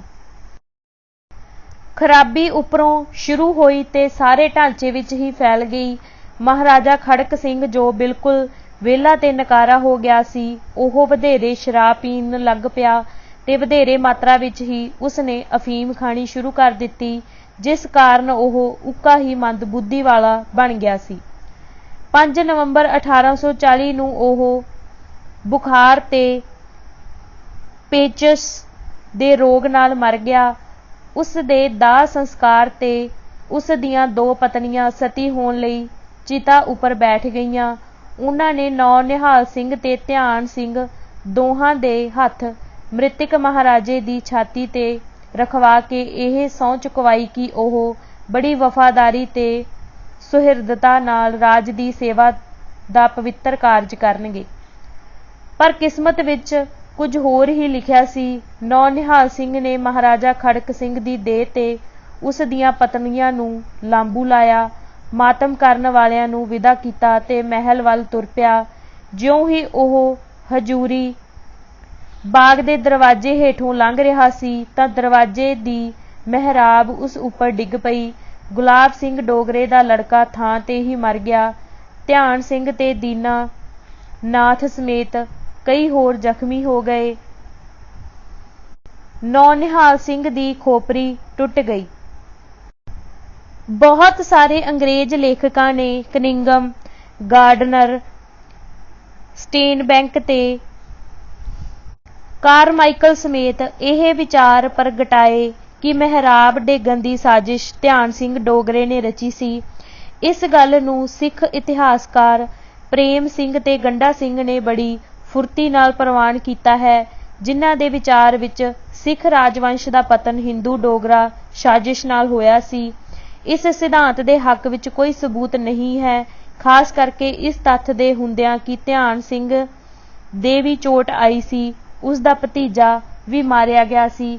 ਅਫਵਾਹਾਂ ਦੇ ਬਾਵਜੂਦ ਗੁਲਾਬ ਸਿੰਘ ਨੇ ਕਦੇ ਵੀ ਆਪਣੇ ਭਰਾ ਨੂੰ ਊਧਮ ਸਿੰਘ ਦੀ ਮੌਤ ਦਾ ਜ਼ਿੰਮੇਵਾਰ ਨਹੀਂ ਕਿਹਾ ਸੀ। ਹੰਗਰੀ ਦਾ ਡਾਕਟਰ ਹੋਨੀ ਬਰਗਰ, ਜੋ ਉਸ ਸਮੇਂ ਲਾਹੌਰ ਵਿੱਚ ਸੀ, ਜਿਸ ਨੇ ਮੰਤਰੀ ਤੇ ਰਾਜਕੁਮਾਰ ਨੂੰ ਦਾਰੂ ਦਵਾਈ ਦਿੱਤੀ, ਪੂਰੇ ਯਕੀਨ ਨਾਲ ਵਰਣਨ ਕਰਦਾ ਸੀ ਕਿ ਮਹਿਰਾਬ ਦਾ ਡਿੱਗਣਾ ਇੱਕ ਦੁਰਘਟਨਾ ਸੀ।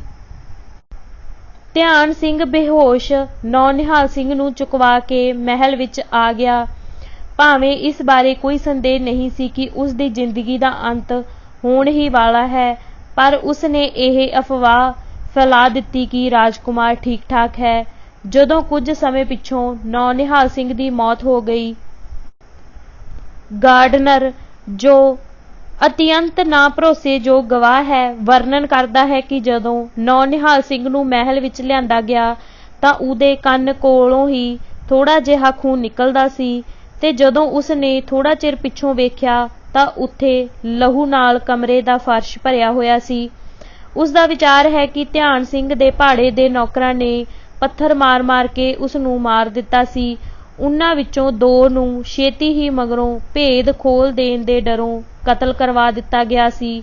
ਬਾਕੀ ਬਰਤਾਨਵੀ ਭਾਰਤ ਵੱਲ ਨੱਠ ਗਏ ਤੇ 5ਵੇਂ ਦਾ ਕੋਈ ਪਤਾ ਹੀ ਨਹੀਂ ਲੱਗਿਆ ਸੀ। ਤਾਂ ਪ੍ਰਧਾਨ ਮੰਤਰੀ ਨੇ ਉਸ ਦੀ ਮੌਤ ਦੀ ਖਬਰ ਤਖਤ ਨਸ਼ੀਨੀ ਦੀ ਸਮੱਸਿਆ ਸੁਲਝ ਜਾਣ ਤੱਕ ਛੁਪਾ ਕੇ ਰੱਖਣ ਦੇ ਹੁਕਮ ਦੇ ਦਿੱਤੇ। ਕੌਂਸਲ ਦੇ ਸ੍ਰੇਸ਼ਟ ਵਿਅਕਤੀਆਂ ਨਾਲ ਸਲਾਹ ਕਰਨ ਪਿੱਛੋਂ ਉਸ ਨੇ ਤੁਰੰਤ ਹੀ ਸ਼ੇਰ ਸਿੰਘ ਨੂੰ ਲਾਹੌਰ ਪਹੁੰਚਣ ਦਾ ਸੱਦਾ ਭੇਜ ਦਿੱਤਾ। ਇਸ ਗੱਲ ਵਿੱਚ ਕੋਈ ਸੰਦੇਹ ਨਹੀਂ ਕਿ ਸ਼ੇਰ ਸਿੰਘ ਤਖਤ ਤੇ ਬੈਠਣ ਲਈ ਸਭ ਤੋਂ ਵਧੇਰੇ ਯੋਗ ਸੀ। ਉਹ ਫੌਜ ਵਿੱਚ ਹਰਮਨ ਪਿਆਰਾ ਸੀ, ਮਿਲਣਸਾਰ ਤੇ ਸ਼ਿਸ਼ਟਾਚਾਰੀ ਸੀ, ਤੇ ਅੰਗਰੇਜ਼, ਜਿਨ੍ਹਾਂ ਦੇ ਵਿਚਾਰਾਂ ਦਾ ਵੀ ਦਰਬਾਰ ਉੱਪਰ ਪ੍ਰਭਾਵ ਸੀ, ਉਸ ਨੂੰ ਪ੍ਰਵਾਨ ਕਰਦੇ ਸਨ। ਧਿਆਨ ਸਿੰਘ ਦੀ ਯੋਜਨਾ ਕੌਂਸਲ ਵਿੱਚ ਆਪਣੇ ਵਿਰੋਧੀਆਂ ਦੀਆਂ ਵਿਉਂਤਾਂ ਨੂੰ ਅਸਫਲ ਬਣਾਉਣਾ ਸੀ, ਜਿਨ੍ਹਾਂ ਨੇ ਖੜਕ ਸਿੰਘ ਦੀ ਵਿਧਵਾ ਚੰਦ ਕੌਰ ਦਾ ਸਮਰਥਨ ਕਰਨ ਦਾ ਫੈਸਲਾ ਕਰ ਲਿਆ ਸੀ, ਤੇ ਉਹਨਾਂ ਨੇ ਉਸ ਨੂੰ ਤੇ ਉਸ ਦੇ ਨਿਕਟ ਸੰਬੰਧੀਆਂ ਨੂੰ ਲਾਹੌਰ ਆਉਣ ਲਈ ਬੁਲਾਵਾ ਭੇਜ ਦਿੱਤਾ ਸੀ।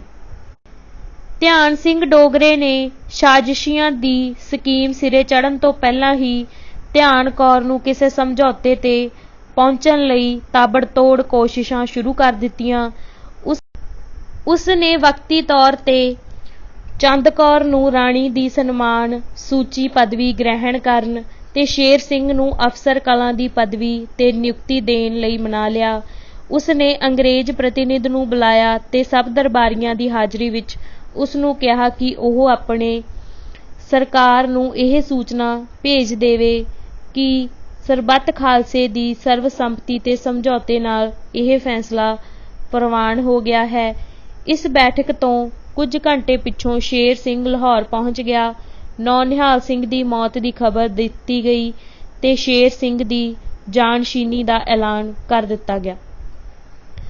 ਦੁਪਹਿਰ ਮਗਰੋਂ ਨੌਨਿਹਾਲ ਸਿੰਘ ਦੀ ਮ੍ਰਿਤਕ ਦੇਹ ਵੀ ਉਸੇ ਥਾਂ ਜਲਾਈ ਗਈ ਜਿੱਥੇ ਉਸ ਦੇ ਪਿਤਾ ਦੀ ਰਾਖ ਅਜੇ ਧੁਖ ਹੀ ਰਹੀ ਸੀ। ਰਾਜਕੁਮਾਰ ਦੀਆਂ 2 ਪਤਨੀਆਂ ਉਸ ਨਾਲ ਚਿਤਾ ਤੇ ਬੈਠ ਗਈਆਂ। ਇੱਕ ਨੇ ਸ਼ੇਰ ਸਿੰਘ ਦੀ ਦਸਤਾਰ ਤੇ ਸ਼ਾਹੀ ਚਿੰਨ੍ਹ ਕਲਗੀ ਲਾ ਦਿੱਤੀ ਤੇ ਦੂਸਰੀ ਨੇ ਧਿਆਨ ਸਿੰਘ ਦੇ ਮੱਥੇ ਤੇ ਕੇਸਰ ਦਾ ਤਿਲਕ ਇਸ ਸੰਕੇਤ ਵਜੋਂ ਲਗਾ ਦਿੱਤਾ ਕਿ ਉਹ ਪ੍ਰਧਾਨ ਮੰਤਰੀ ਸੀ। ਮੌਤ ਤੋਂ ਪਹਿਲਾਂ ਸਤੀਆਂ ਨੇ ਰਾਜਕੁਮਾਰ ਤੇ ਮੰਤਰੀ ਨੂੰ ਰਾਜ ਨਾਲ ਵਫ਼ਾਦਾਰੀ ਕਰਨ ਦੀ ਸਹੁੰ ਚੁਕਾਈ। ਮਹਾਰਾਣੀ ਚੰਦ ਕੌਰ ਤੇ ਮਹਾਰਾਜਾ ਸ਼ੇਰ ਸਿੰਘ। ਚੰਦ ਕੌਰ ਛੇਤੀ ਹੀ ਆਪਣੇ ਪਤੀ ਤੇ ਪੁੱਤਰ ਦੀ ਮੌਤ ਦੇ ਦੋਹਰੇ ਹਾਦਸੇ ਤੋਂ ਉੱਭਰ ਆਈ। ਉਸ ਨੇ ਇਸ ਤਰਾਸਦੀ ਦੇ ਦੁਖਾਂਤ ਕਾਰਨ ਮਿਲੀ ਹਮਦਰਦੀ ਦਾ ਲਾਭ ਆਪਣੇ ਹੱਕ ਵਿੱਚ ਵਰਤਿਆ ਤੇ ਤਾਜ ਉੱਪਰ ਆਪਣਾ ਦਾਅਵਾ ਜਤਾਇਆ। ਉਸ ਨੇ ਧਿਆਨ ਸਿੰਘ ਦੇ ਅਸਰ ਰਸੂਖ ਦਾ ਟਾਕਰਾ ਕਰਨ ਲਈ ਉਹਦੇ ਭਰਾ ਗੁਲਾਬ ਸਿੰਘ ਡੋਗਰੇ ਨੂੰ ਜੰਮੂ ਤੋਂ ਬੁਲਾ ਲਿਆ। ਧਿਆਨ ਸਿੰਘ ਨੇ ਕਈ ਸਮਝੌਤਿਆਂ ਦੀਆਂ ਤਜਵੀਜ਼ਾਂ ਰੱਖੀਆਂ। ਇੱਕ ਇਹ ਸੀ ਕਿ ਉਹ ਸ਼ੇਰ ਸਿੰਘ ਨਾਲ ਵਿਆਹ ਕਰਵਾ ਲਵੇ, ਨਹੀਂ ਤਾਂ ਉਹ ਸ਼ੇਰ ਸਿੰਘ ਦੇ ਲੜਕੇ ਪ੍ਰਤਾਪ ਸਿੰਘ ਨੂੰ ਆਪਣਾ ਮੁਤਬੰਨਾ ਬਣਾ ਕੇ ਗੋਦ ਲੈ ਲਵੇ। ਚੰਦ ਕੌਰ ਨੇ ਵਿਆਹ ਦੀ ਪੇਸ਼ਕਸ਼ ਰੱਦ ਕਰ ਦਿੱਤੀ। ਉਹ ਉਸ ਆਦਮੀ ਨਾਲ ਕਿਵੇਂ ਵਿਆਹ ਕਰਾ ਸਕਦੀ ਸੀ ਜਿਸ ਨੂੰ ਉਹ ਸ਼ੇਰੂ ਲਲਾਰੀ ਦਾ ਪੁੱਤ ਕਿਹਾ ਕਰਦੀ ਸੀ। ਉਸ ਨੇ ਪ੍ਰਤਾਪ ਸਿੰਘ ਨੂੰ ਗੋਦੀ ਲੈਣ ਦੀ ਪੇਸ਼ਕਸ਼ ਵੀ ਧਿਆਨ ਸਿੰਘ ਦੇ ਪੁੱਤਰ ਹੀਰਾ ਸਿੰਘ ਨੂੰ ਮੁਤਬੰਨਾ ਬਣਾ ਲੈਣ ਦੀ ਗੱਲ ਕਰਕੇ ਟਾਲ ਦਿੱਤੀ। ਉਸ ਨੇ ਇਹ ਗੱਲ ਵੀ ਧੁਮਾ ਦਿੱਤੀ ਕਿ ਨੌਨਿਹਾਲ ਸਿੰਘ ਦੀ ਇੱਕ ਵਿਧਵਾ ਗਰਭਵਤੀ ਸੀ। ਧਿਆਨ ਸਿੰਘ ਨੇ ਉਸ ਨੂੰ ਮਨਾਉਣ ਦੀ ਪੂਰੀ ਵਾਹ ਲਾਈ। ਉਸ ਨੇ ਆਪਣੀ ਦਸਤਾਰ ਉਸਦੇ ਪੈਰਾਂ 'ਤੇ ਰੱਖ ਦਿੱਤੀ ਤੇ ਉਸ ਨੂੰ ਬੇਨਤੀ ਕੀਤੀ ਕਿ ਉਹ ਰਾਜ ਮਾਤਾ ਦੀ ਪਦਵੀ ਗ੍ਰਹਿਣ ਕਰੇ ਤੇ ਸ਼ੇਰ ਸਿੰਘ ਨੂੰ ਰਾਜ ਪ੍ਰਤੀਨਿਧ ਕੌਂਸਲ ਦਾ ਮੁਖੀ ਸਵੀਕਾਰ ਕਰ ਲਵੇ। ਚੰਦ ਕੌਰ ਨੇ ਉਹ ਤਜਵੀਜ਼ ਪਾੜ ਦਿੱਤੀ। ਦਰਬਾਰ ਵਿੱਚ ਇੱਕ ਤੂਫਾਨੀ ਦ੍ਰਿਸ਼ ਦਾ ਧਿਆਨ ਸਿੰਘ ਨੇ ਚੰਦ ਕੌਰ ਨੂੰ ਸ਼ਰਾਰਤੀਆਂ ਦੀਆਂ ਗੱਲਾਂ ਸੁਣਨ ਦੇ ਖਤਰਿਆਂ ਬਾਰੇ ਸਾਵਧਾਨ ਕੀਤਾ। ਉਸ ਨੇ ਉਸ ਨੂੰ ਕਿਹਾ ਕਿ ਪੰਜਾਬ ਦਾ ਰਾਜ ਨਾ ਉਸਦਾ ਹੈ ਤੇ ਨਾ ਹੀ ਸ਼ੇਰ ਸਿੰਘ ਦਾ ਤੇ ਨਾ ਹੀ ਸ਼ਾਹੀ ਵੰਸ਼ ਦੇ ਕਿਸੇ ਹੋਰ ਦਾਅਵੇਦਾਰ ਦਾ। ਇਹ ਸਰਕਾਰ ਤਾਂ ਸਮੁੱਚੇ ਖਾਲਸਾ ਪੰਥ ਦੀ ਹੈ।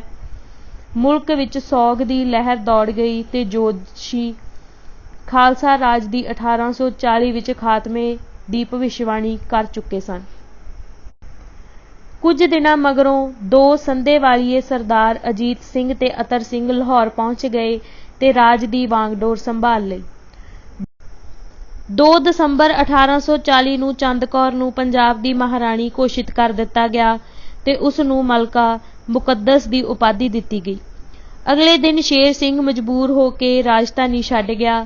ਚੰਦ ਕੌਰ ਤੇ ਸੰਧਾਵਾਲੀਆ ਦਾ ਰਾਜ ਪ੍ਰਬੰਧ ਤੇ ਪੂਰਾ ਨਿਯੰਤਰਣ ਹੋ ਗਿਆ। ਸਭ ਸ਼ਰਤਾਂ ਚੰਦ ਕੌਰ ਦੇ ਵਿਰੁੱਧ ਸਨ। ਪੰਜਾਬੀ ਇੱਕ ਇਸਤਰੀ ਅਧੀਨ ਰਹਿਣ ਲਈ ਤਿਆਰ ਨਹੀਂ ਸਨ, ਜੋ ਜਨਾਨਖਾਨੇ ਦੇ ਪਰਦੇ ਚੋਂ ਬਾਹਰ ਨਹੀਂ ਆ ਸਕਦੀ ਸੀ। ਚੰਦ ਕੌਰ ਕੂਟਨੀਤੀ ਦੀ ਕਲਾ ਤੋਂ ਵੀ ਅਣਜਾਣ ਸੀ। ਉਹ ਘਮੰਡੀ, ਅੜਬ ਤੇ ਅਜਿਹੀ ਬਦਜ਼ੁਬਾਨ ਸੀ ਜੋ ਮਹਾਰਾਣੀ ਦੀ ਥਾਂ ਆਮ ਬਜ਼ਾਰੀ ਇਸਤਰੀ ਦੇ ਲਈ ਹੀ ਢੁਕਵੀਂ ਸੀ। ਮਾਈ ਲੋਕਾਂ ਵਿੱਚ ਚੰਦ ਕੌਰ ਇਸੇ ਨਾਮ ਨਾਲ ਮਸ਼ਹੂਰ ਸੀ। ਦੀ ਮੁੱਖ ਸਮੱਸਿਆ ਫੌਜ ਦੀ ਵਫਾਦਾਰੀ ਬਾਰੇ ਸੀ। ਸ਼ੇਰ ਸਿੰਘ ਫੌਜਾਂ ਤੇ ਯੂਰਪੀ ਅਫਸਰਾਂ ਵਿੱਚ ਬਹੁਤ ਲੋਕਪ੍ਰਿਯ ਸੀ। ਉਸ ਨੇ ਫੌਜ ਨੂੰ ਤਨਖਾਹ ਵਿੱਚ ਵਾਧੇ ਦੀ ਪੇਸ਼ਕਸ਼ ਕਰ ਦਿੱਤੀ। ਬਹੁਤ ਵੱਡੀ ਪੱਧਰ ਤੇ ਫੌਜ ਧੋਖਾ ਦੇ ਕੇ ਰਾਜਕੁਮਾਰ ਨਾਲ ਜਾ ਮਿਲੀ।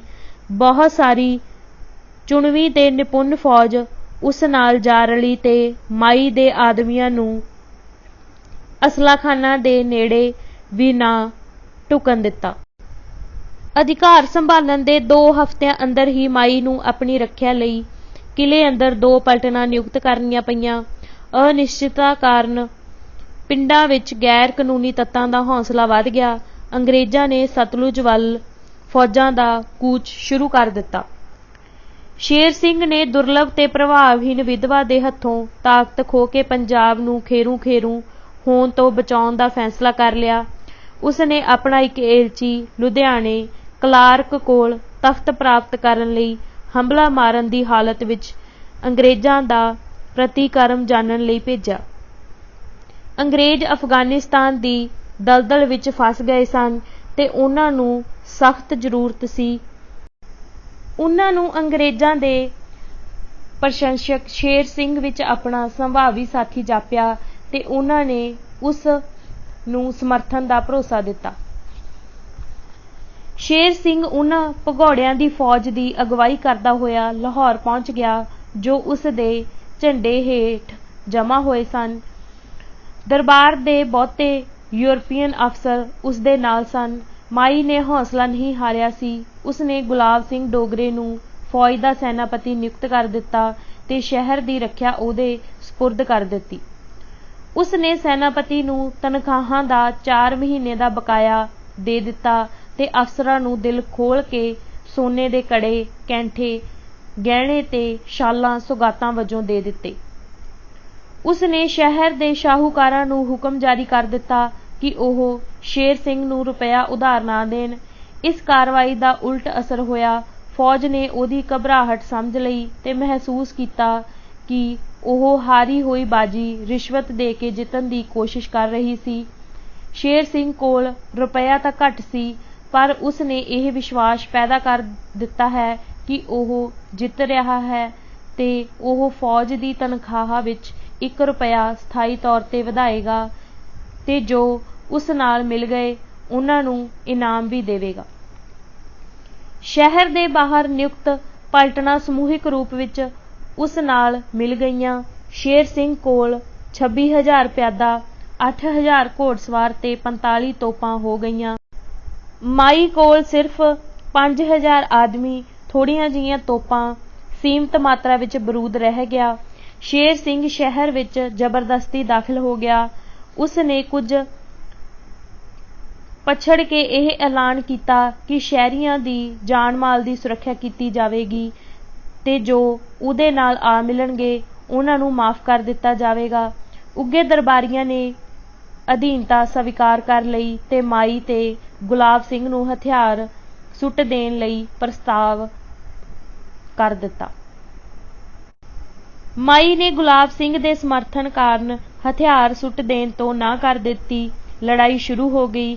ਸ਼ੇਰ ਸਿੰਘ ਦੀ ਤੋਪਖਾਨਾ ਫੌਜ ਨੇ 2 ਦਿਨਾਂ ਤੱਕ ਕਿਲ੍ਹੇ ਤੇ ਗੋਲੀਬਾਰੀ ਕੀਤੀ ਤੇ ਕਿਲ੍ਹੇ ਵੱਲੋਂ ਆਉਂਦੀਆਂ ਤੋਪਾਂ ਨੇ ਕਿਲ੍ਹੇ ਦੀ ਕੰਧ ਨਾਲ ਲੱਗਦੇ ਬਾਜ਼ਾਰਾਂ ਵਿੱਚ ਤਬਾਹੀ ਤੇ ਮੌਤ ਦਾ ਮੀਂਹ ਵਰ੍ਹਾ ਦਿੱਤਾ। 17 ਜਨਵਰੀ 1841 ਦੀ ਸ਼ਾਮ ਧਿਆਨ ਸਿੰਘ ਪਹੁੰਚ ਗਿਆ ਤੇ ਉਸ ਨੇ ਜੰਗ ਬੰਦ ਕਰਵਾ ਦਿੱਤੀ। ਮਾਈ ਨੂੰ ਇੱਕ ਵੱਡੀ ਜਗੀਰ ਲੈਣ ਲਈ ਮਨਾ ਲਿਆ ਗਿਆ ਤੇ ਉਸ ਨੂੰ ਤਖ਼ਤ ਉੱਪਰ ਦਾਵਾ ਤਿਆਗ ਦੇਣ ਲਈ ਤਿਆਰ ਕਰ ਲਿਆ ਗਿਆ। ਸ਼ੇਰ ਸਿੰਘ ਨੇ ਉਸ ਨੂੰ ਉਹ ਸਤਿਕਾਰ ਦੇਣ ਦਾ ਭਰੋਸਾ ਦਿੱਤਾ ਜੋ ਇੱਕ ਭਰਾ ਦੀ ਵਿਧਵਾ ਦਾ ਹੱਕ ਸੀ ਤੇ ਉਸ ਦੇ ਸਮਰਥਕਾਂ ਨੂੰ ਵੀ ਮਾਫ਼ ਕਰਨ ਦਾ ਵਚਨ ਦਿੱਤਾ। ਉਸ ਦਾ 1.25 ਮਹੀਨੇ ਦਾ ਅਲਪ-ਕਾਲੀਨ ਰਾਜ ਖਤਮ ਹੋ ਗਿਆ। ਅੱਧੀ ਰਾਤ ਨੂੰ ਗੁਲਾਬ ਸਿੰਘ ਤੇ ਉਹਦੇ ਸਾਥੀ ਡੋਗਰੇ ਆਪਣੇ ਨਾਲ ਦਰਬਾਰ ਦਾ ਸੋਨੇ ਦਾ ਭੰਡਾਰ ਤੇ ਹੀਰੇ ਜਵਾਹਰਾਤ ਜੋ ਲਾਹੌਰ ਵਿੱਚ ਸਨ ਲੈ ਗਏ ਤੇ ਕਿਲ੍ਹਾ ਖਾਲੀ ਕਰ ਦਿੱਤਾ। ਅਜੀਤ ਸਿੰਘ ਸੰਧਾਵਾਲੀਆ ਬਰਤਾਨਵੀ ਪ੍ਰਤੀਨਿਧ ਤੋਂ ਸਹਾਇਤਾ ਲੈਣ ਲਈ ਲੁਧਿਆਣੇ ਨੱਠ ਗਿਆ। ਕਲਾਰਕ ਵੱਲੋਂ ਉਸ ਨੂੰ ਮਿਲਣ ਤੋਂ ਇਨਕਾਰ ਕੀਤੇ ਜਾਣ ਮਗਰੋਂ ਉਹ ਕਲਕੱਤਾ ਗਵਰਨਰ ਜਨਰਲ ਕੋਲ ਅੰਗਰੇਜ਼ੀ ਇਲਾਕੇ ਵਿੱਚ ਚਲਾ ਗਿਆ। ਸ਼ੇਰ ਸਿੰਘ ਨੇ ਕਿਲ੍ਹੇ ਤੇ ਅਧਿਕਾਰ ਕਰ ਲਿਆ ਤੇ ਉਸ ਨੂੰ ਪੰਜਾਬ ਦੇ ਮਹਾਰਾਜੇ ਦੀ ਉਪਾਧੀ ਨਾਲ ਸੁਸ਼ੋਭਿਤ ਕਰ ਦਿੱਤਾ ਗਿਆ। ਧਿਆਨ ਸਿੰਘ ਡੋਗਰੇ ਨੂੰ ਪ੍ਰਧਾਨ ਮੰਤਰੀ ਘੋਸ਼ਿਤ ਕਰ ਦਿੱਤਾ ਗਿਆ। ਅੱਜ ਅਸੀਂ ਇਸ ਕਿਤਾਬ ਦੇ 28 ਪੰਨੇ ਪੜ੍ਹ ਚੁੱਕੇ ਹਾਂ। ਵਾਹਿਗੁਰੂ ਜੀ ਕਾ ਖਾਲਸਾ, ਵਾਹਿਗੁਰੂ ਜੀ ਕੀ ਫਤਿਹ।